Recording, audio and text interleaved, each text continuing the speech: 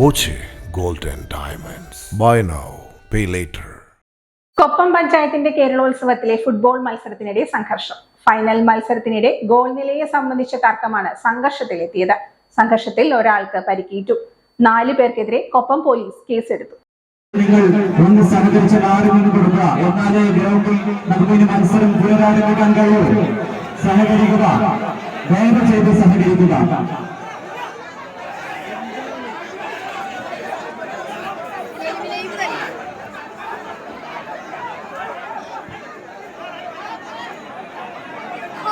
Koppam government vocational higher secondary school മൈതാനിയിൽ നടന്നുവന്ന കൊപ്പം ഗ്രാമപഞ്ചായത്ത് കേരളോത്സവത്തിലെ ഫുട്ബോൾ മത്സരങ്ങളുടെ ഫൈനലിലാണ് സംഘർഷമുണ്ടായത്. ഫൈനലിൽ ഗോൾ നിലയെ സംബന്ധിച്ച് തർക്കമുണ്ടാവുകയും തുടർന്ന് സംഘർഷത്തിലേക്ക് നീങ്ങുകയുമായിരുന്നു.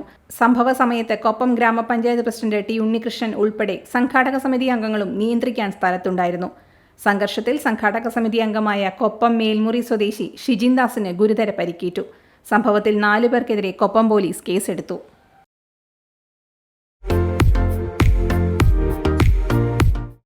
Dot view news. കാഴ്ചകളാണ് ലോകം. കണ്ടു തുടങ്ങുക.